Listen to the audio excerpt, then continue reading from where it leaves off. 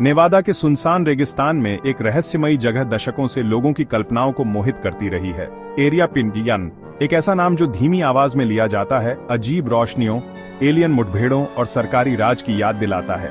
इस कड़ी सुरक्षा वाली मिलिट्री बेस के कांटेदार तारों और चेतावनी संकेतों के पीछे असल में क्या है?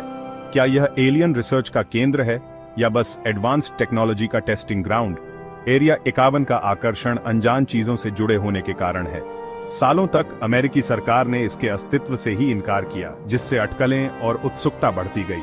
इसके अंदर होने वाली गतिविधियों की गोपनीयता ने अनगिनत साजिश के सिद्धांतों को जन्म दिया है, जो साधारण से लेकर अजीबोगरीब तक हैं। लेकिन इन अटकलों के बीच एक सवाल बना हुआ है। एरिया 51 के बारे में हम जो कुछ भी जानते हैं, वह वास्तव में कितना सच है?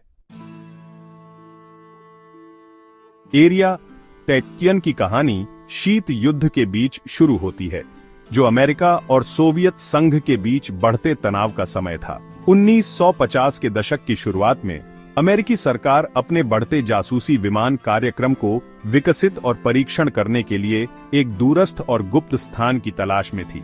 उनकी खोज उन्हें नेवादा रेगिस्तान में एक सूखी झील के तल तक ले गई, जिसे ग्रूम लेक के नाम से जाना जाता है। इस प्रकार एरिया 51 का जन्म हुआ। शुरुआत में इसका मुख्य उद्देश्य U-2 जासूसी विमान के लिए परीक्षण स्थल के रूप में काम करना था, जो एक उच्च ऊंचाई वाला टोही विमान था जिसे सोवियत गतिविधियों पर खुफिया जानकारी इकट्ठा करने के लिए डिजाइन किया गया था। एरिया 51 का दूरस्थ स्थान और कड़ी सुरक्षा ने इसे इस तरह के गुप्त अभियानों के लिए एक आदर्श स्थान बना दिया। जैसे जैसे शीत युद्ध आगे बढ़ा, वैसे वैसे एरिया 51 में गतिविधियां भी बढ़ती गईं। आधार का विस्तार हुआ और इसका ध्यान तेजी से परिष्कृत विमान और हथियार प्रणालियों के विकास और परीक्षण को शामिल करने के लिए स्थानांतरित हो गया। भले ही इसकी उत्पत्ति शीत युद्ध के जासूसी में निहित हो, एरिया 51 कुछ और असाधारण का पर्याय बन गया है: अलौकिक जीवन। एरिया 51 के आसपास का सबसे स्थायी और लोकप्रिय षड्यंत्र सिद्धांत दावा करता है कि बेस में कब्जा किए गए एलियन अंतरिक्ष यान और उनके पायलटों के अवशेष हैं, जो 1947 में रोसवेल, न्यू मैक्सिको के पास एक UFO के कथित दुर्घटना से बरामद हुए थे।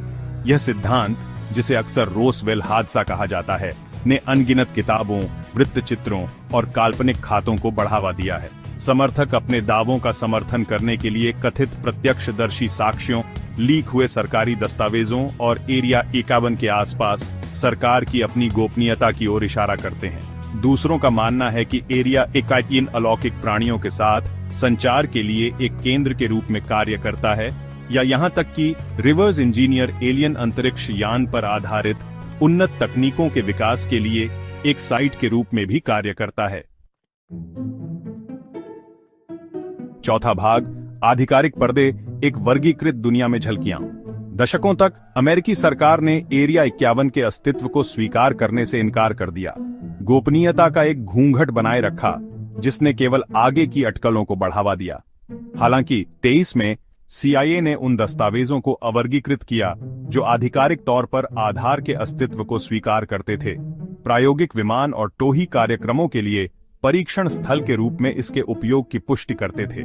जबकि इन दस्तावेजों ने एरिया 51 की गतिविधियों पर कुछ प्रकाश डाला, उन्होंने सबसे विचित्र सिद्धांतों को शांत करने के लिए बहुत कम किया। राष्ट्रीय सुरक्षा चिंताओं का हवाला देते हुए आधार पर अपने संचालन की पूरी सीमा का खुलासा करने से सरकार का निरंतर इनकार केवल इसके आसपास के रहस्य को बनाए रखने के लिए काम किया है। पांचवां भाग, वास्तविकता या मिथक, अज्ञात का स्थायी आकर्षण। एरिया 51 के साथ स्थायी आकर्षण अज्ञात के बारे में मानवता की सहज जिज्ञासा को दर्शाता है। एक ऐसी दुनिया में जिसे अक्सर इसकी सीमाओं से परिभाषित किया जाता है, अलौकिक जीवन, उन्नत तकनीक और सरकारी साजिशों की संभावना सांसारिक से एक आकर्षक पलायन प्रदान करती है। क्या एरिया 51 ब्रह्मांड के सबसे बड़े रहस्यों को उजागर करने की कुंजी रखता है, या केवल मानव सरलता और शीत युद्ध के व्यामोह का प्रमाण है? यह बहस का विषय बना हुआ है।